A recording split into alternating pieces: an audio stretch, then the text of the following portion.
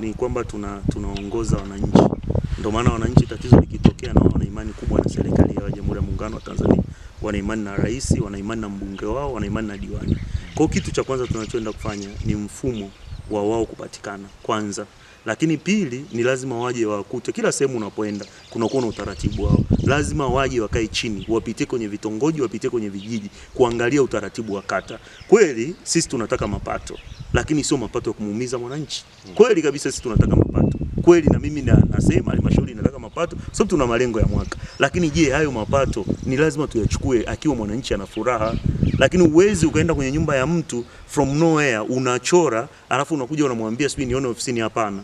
Lazima utoe elimu, kila kitu kinaenda na elimu. Umueleweshe yule mwananchi kwamba jamani kuna vibali vya ujenzi ukiwa na siku ya mita fulani ukuta haelewe. Akishaelewa aingie mfukoni. Sababu hata mwananchi mwenyewe mbona wanachangia kwa njia nyingi tu. Mwananchi mwenyewe anakuambia mimi nataka nichangie nchi yangu. Kwa shida tumeona ni elimu. Kwa hiyo tumesema kwenye maazimio. Kwanza kabisa hatutakubaliana na design wao mtiririko wao wanaofanya. Kwa hiyo sisi tunachokifanya sasa hivi tunasitisha kwanza. Warudi chini ili wapitie kwenye vijiji na vitongoji. Hayo ndio maamuzi yetu ya kikao cha leo. Wakishapitia kule tuwape na sisi kwa sababu kila sehemu jamii inatofautiana. Sisi jamii zetu huku za Wachaga ni waelewa sana. Huku ni waelewa sana. Watu wameshawahi kuiona shule mapema. Kwa hiyo ni lazima anataka kuelewa wala jambo kwamba kweli ninalipia kwa control number inaenda kwenye halmashauri yangu inasaidia mashule ni nini lazima umlishe elimu aweze kuelewa.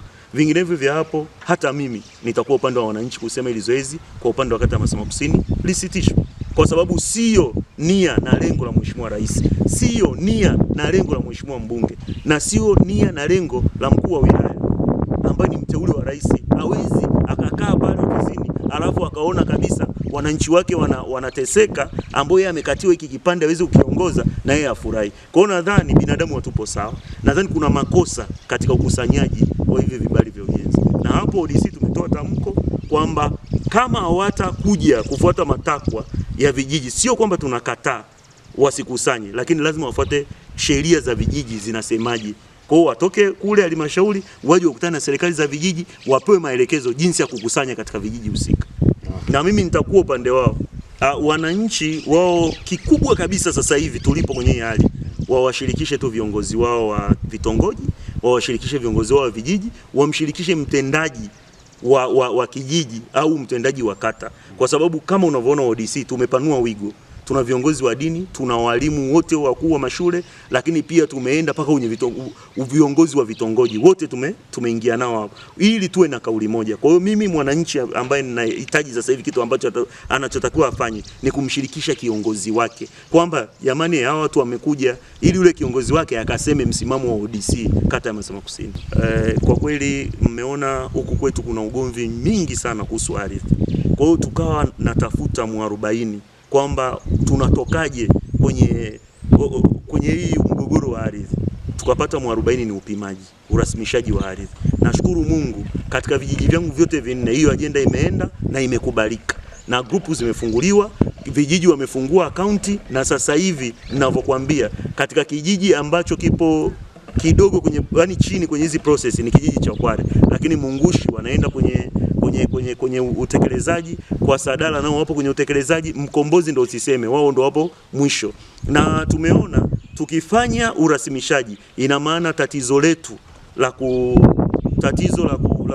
ugomvi wa ardhi utakuwa umeisha. Kwa hiyo kila mmoja atakuwa na haki yake. Na kama ulivyoona kwenye kikao wamepiga makofi, wamekubaliana. Na nimewaambia neno moja, tujitenge na ukasuku. Kwa maana gani?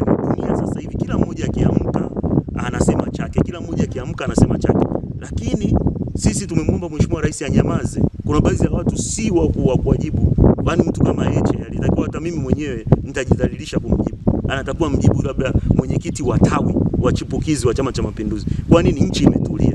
Wananchi unaona kama mradi huu wa shule karibia milioni 100 ngapi? Mwananchi anaona kabisa. Kwa hiyo inabidi nikawaambia wananchi wangu wa kata ya Masema Kusini tulieni ili tupate maendeleo. Kwa miaka 15 tumeteseka. Hii sasa hivi shule tunavyoiona ilikuwa haipo, lakini utulivu wao wananchi ndio imekuja. Lakini mambo tumepokea mengi kwenye kata. Kuna shule ya msingi kwa Sadala milioni 351, ilikuwa ni nadra sana kutokea, lakini tunamshukuru sana Mheshimiwa Rais kokote pale alipo, na sisi anatupa hari ya kutetea wananchi, kuwaita kama hivi, kukaa nao. Tumekaa hapo almost masaa 9, lakini kila mmoja akatoka anaridhika, ametoa kitu chake kutoka rohoni, na serikali inasema lazima uje chini umsikilize mwananchi. Kwa hiyo Mheshimiwa Rais sisi tunamshukuru sana, lakini pia nisiache kumshukuru Mheshimiwa mbunge, amekuwa ndo chachu kabisa ya hii miradi yote unayoiona. Ukimwambia kuna shida ya shule, anakuambia diwani una eneo, kwa hiyo tunakimbizana. Lakini pia kipekee nimshukuru mkuu wa wilaya, tumekaa naye chini ya ule mti akatatua matatizo yatangia mwaka 1992 ya ardhi kijiji cha Mkombozi. Sasa hivi ninavyokuambia hatuna tena mgogoro kijiji cha Mkombozi. Kwa hiyo mimi kwa ukweli kabisa nawashukuru sana serikali ya Jamhuri ya Muungano wa Tanzania, na hakika nitaendelea kuwahudumia wananchi kwa kadri ya uwezo wangu. Asanteni sana. Naomba klipu ya mwisho ya kwangu mwenyewe ya kuhamasisha mambo.